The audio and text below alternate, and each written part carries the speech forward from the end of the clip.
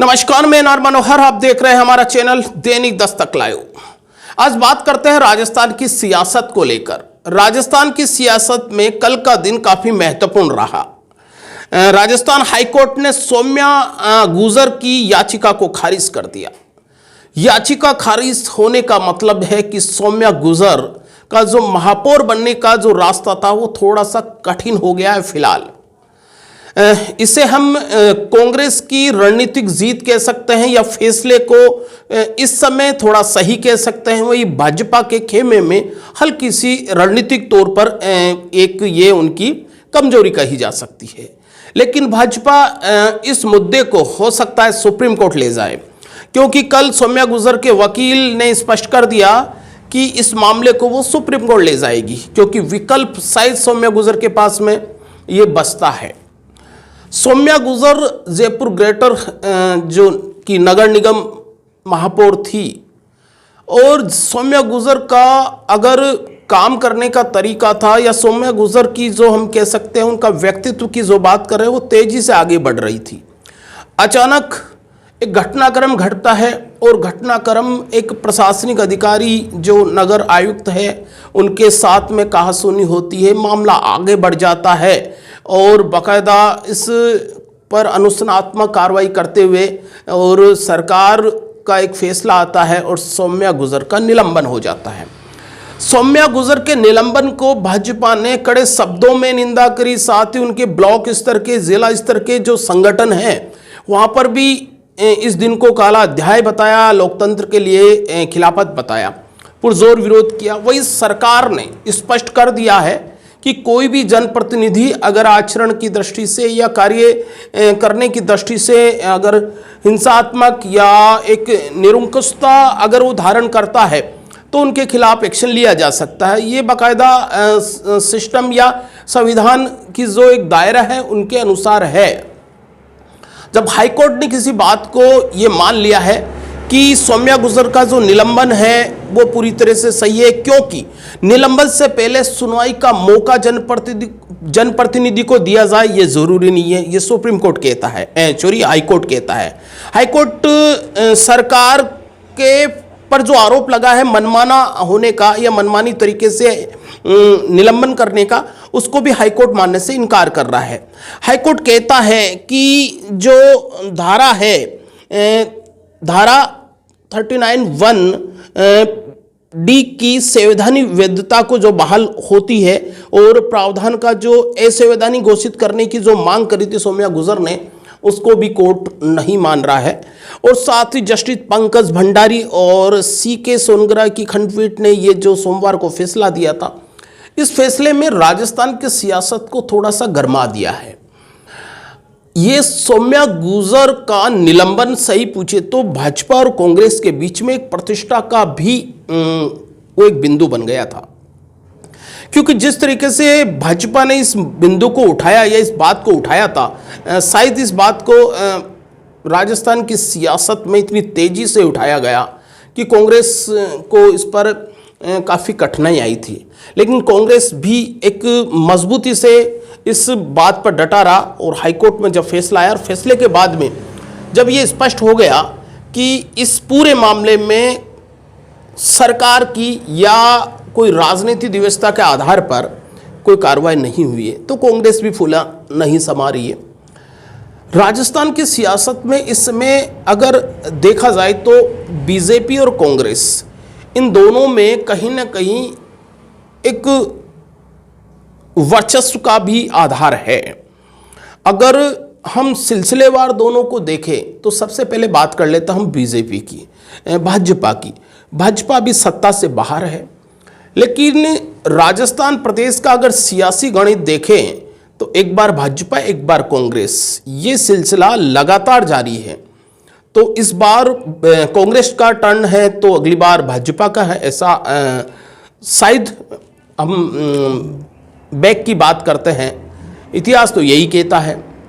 लेकिन इतिहास बदले भी जाते हैं। अगर भाजपा को ये लग रहा है कि आने वाली उनकी सरकार है और जिस तरीके से एक शायद पहली बार एक बड़ा राजस्थान की सियासत में कदम उठाया गया है कि ये परिपाटी की एक जनप्रतिनिधि, एक महापौर को निलंबन करना, ये बड़ा घटनाक्रम है। शायद राजस्थान में ये कम देखने को मिलता है। ये परिपाटी कितनी सही कितनी गलत, या राजनीति की दृष्टि से कितनी सही कितनी गलत, ये शायद आने वाले समय में पता चलेगा। भाजपा की मैं बात बता रहा था, तो भाजपा में अगर मैं 2 बिंदु पर आपका ध्यान खींचूंगा। पहली बात, भाजपा में इस समय वर्चस्व की लड़ाई चल रही है। एक पोस्टर वार से जो सिलसिला शुरू हुआ था, वो सिलसिला बढ़ते बढ़ते इतना ज़्यादा बढ़ा कि ये आरएलपी के पाले में भी बात चली गई। आरएलपी भी इस लड़ाई में कूद गई। यहाँ पर आरएलपी का जिक्र मैंने क्यों किया है वो भी मैं समझाऊंगा। पहले बात कर रहा हूँ मैं भाजपा के वर्चस्व की। भाजपा की बात करें तो भाजपा में एक बड़ा चेहरा आता है वसुंधरा राजे सिंधिया। राजस्थान की भाजपा सियासत का एक मजबूत चेहरा, मजबूत सीएम के तौर पर पहचाना जाता है और व्यक्तित्व के तौर पर भी काफ़ी मजबूत माना जाता है। पिछले कई सालों से वसुंधरा राजे सिंधिया एक फ्रंट लाइन भाजपा की राजनीति में थोड़ा सा हमें कम दिखाई दे रहा है। भाजपा के प्रदेशाध्यक्ष सतीश पूनिया जबरदस्त मीटिंग कर रहे हैं, लोगों के बीच में जा रहे हैं, संगठनात्मक ढांचे को मजबूत करने के लिए आए दिन भागदौड़ कर रहे हैं। तीसरा नाम आता है, अगर बात करें तो कटारिया का। कटारिया जी काफ़ी सीनियर मैं कह सकता हूं भाजपा का नेता है, लेकिन हमेशा सुर्खियों में रहते हैं। महाराणा प्रताप पर अभी जो टिप्पणी करी थी उससे भी एक बड़ा वोट बैंक है, वो थोड़ा सा नाराज होने की बात कही जा रही है। लेकिन मैं इन तीनों का नाम क्यों ले रहा हूं आपको, क्योंकि भाजपा की वर्तमान सियासत इन तीनों के इर्द गिर्द घूम रही है।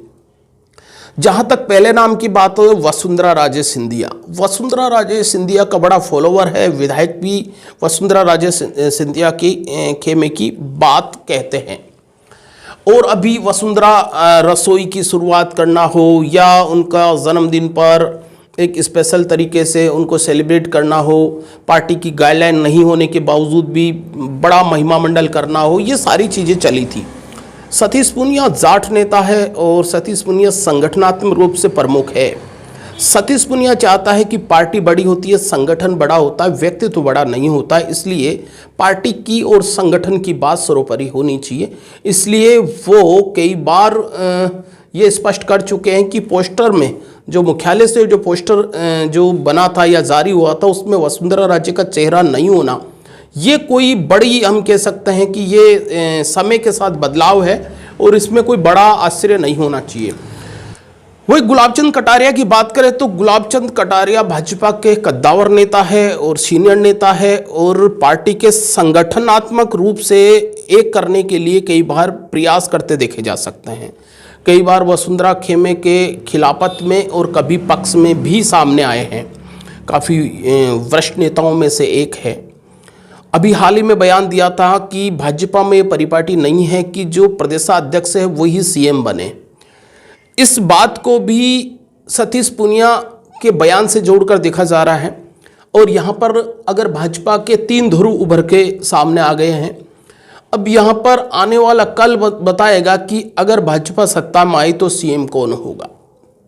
लेकिन ये कहा जा सकता है कि वर्तमान में इस तरह की जो बयानबाजी ने कांग्रेस के जो आपसी द्वंद्व है उनमें से भाजपा का भी द्वंद्व सामने आने से जनता समझ ही नहीं पा रही है कि कांग्रेस में जो पायलट और गहलोत खेमे की बात कर रही है तो भाजपा में भी 2 नहीं 3 खेमे सामने आ रहे हैं। पहली बात। दूसरी बात, मैंने बोला अभी आरएलपी की बात। अभी फिलहाल भाजपा के जो प्रभारी के बतौर राजस्थान यात्रा में एक बयान दे दिया था और जो आरएलपी प्रमुख है हनुमान बेनीवाल, उन बेनीवाल की जो हम बात करते हैं उनके सांसद बनने के, उस पर भाजपा का रोल है और बताया गया था कि भाजपा के बिना उनको सफलता नहीं मिलती। इस बात से बेनीवाल थोड़े से चिढ़ गए और उन्होंने बिल्कुल चैलेंज दे दिया कि भाजपा नागौर से वापस चुनाव लड़ ले और वो उन्हें परास्त कर देंगे। और साथ ही भाजपा का जो ये चैलेंज था वो सीधा चैलेंज था। इस तरीके से भाजपा का जो द्वंद्व है, उस द्वंद्व में उलझती हुई भाजपा सौम्या गुर्जर के विवाद में भी थोड़ी सी उलझती हुई नजर आ रही है।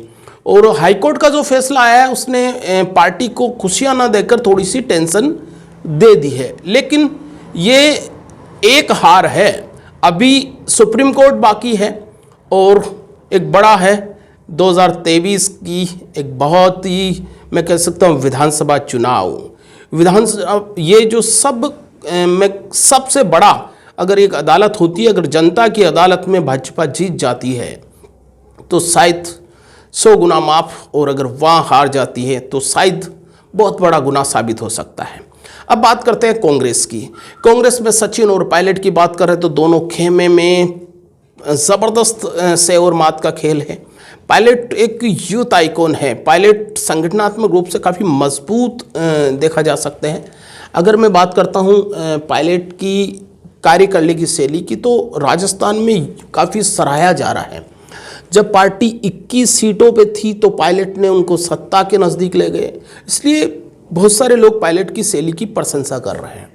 लेकिन यहाँ पर दूसरी बात है, अशोक गहलोत काफ़ी जननायक तौर पर अपनी छवि है, जनता के काफ़ी प्रिय है, लाडले हैं, और सबसे खास चीज़ है कि प्रशासनिक बॉडी में उनकी ज़बरदस्त पकड़ है और काम करने का जो एक तरीका है कि जनता को इस समय कौन सी नीति, कौन सी पॉलिसी चाहिए, इसमें अशोक गहलोत की कोई बराबरी नहीं कर सकता।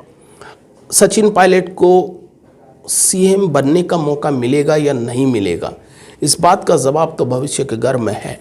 लेकिन वर्तमान में दोनों ही द्वंद्व जो है, या दोनों ही ध्रुव अपनी शक्ति का प्रदर्शन जो कर रहे हैं, उससे शायद पार्टी को हल्का फुल्का नुकसान हो जाए। लेकिन अक्सर देखा जा रहा है कि सचिन पायलट अपना नंबर्स बढ़ाने के लिए प्रयास कर रहे हैं, गहलोत भी कर रहे हैं। अभी दातारामगढ़ विधायक वीरेंद्र सिंह का एक बयान आया था और उनके आवास पर उनकी मीटिंग हुई थी। पूर्व पीसीसी चीफ नारायण सिंह, चौधरी नारायण सिंह का भी एक बयान आया था। उसके अलावा हम बात कर सकते हैं कि जो पहले 18 या 19 जो विधायक थे, उनके साथ साथ ये नए विधायक हैं। अभी 2 विधायक से और एक निजी मीटिंग करी थी या मिलने गए थे सचिन पायलट। तो इस तरह से कयास लगाया जा रहा है कि जो गहलोत गुट है या खेमा है, उनमें सेंधमारी की बात है ये। अब ये सेंधमारी कितनी है, होगी या नहीं होगी, लेकिन एक बात तय है कि अशोक गहलोत लोकप्रिय है, बेशक इसमें कोई शक नहीं है। लेकिन सचिन पायलट का जो संगठनात्मक कद है उसको कमतर नहीं आंका जा सकता। अगर गुप्त मतदान प्रणाली हो किसी चीफ को चुनने की, किसी मुखिया को चुनने की, और मैं एक कदम बढ़ा दूं कि अगर सीएम को चुनने की, अगर ब्लॉक के संगठन से शुरुआत होने वाली चीज़ को अगर प्रदेश के चीफ तक ले जाए, हर पदाधिकारी से अगर ये पूछा जाए या गुप्त मतदान कराया जाए, तो यहाँ पर सचिन पायलट भी काफ़ी लोकप्रिय बन सकते हैं। अभी एक हैशटैग ट्रैक चला था कि भाई सचिन जो पायलट आ रहा है, 2 लाख से ज़्यादा जो उसमें फॉलोअर्स ने एक पायलट के पक्ष में ट्रेंड किया था। उससे ये अंदाज़ा लगाया जा रहा है कि पायलट भी काफ़ी लोकप्रिय है। अब ये लोकप्रियता से सत्ता हासिल होती या नहीं होती है, ये तो हम कहना जल्दीबाजी है। लेकिन सचिन पायलट का सुरक्षा इस समय कंफर्ट जोन में है, क्योंकि पता है उनको कि इस समय उनके पास में नंबर्स है वो काफ़ी मजबूत है। इसलिए यहाँ पर दोनों के बीच में कुछ कहा नहीं जा सकता। मैंने दोनों ही पार्टियों की कुछ कमज़ोरियाँ हैं या कुछ जो ताकत है वो आपको बताने की कोशिश करी थी। लेकिन इतना ज़रूर है कि राजस्थान की सियासत इस समय गरमाई हुई है और एक वोटर्स है, एक जनता है, वो विकास के साथ साथ इन सियासत पर भी नज़र गड़ाया हुआ है। और रोज़ाना चाय की चुस्कियों के साथ या कहीं होटल या कहीं ढाबे पर अक्सर राजस्थान की सियासत की चर्चाएं होती रहती है। Thank you.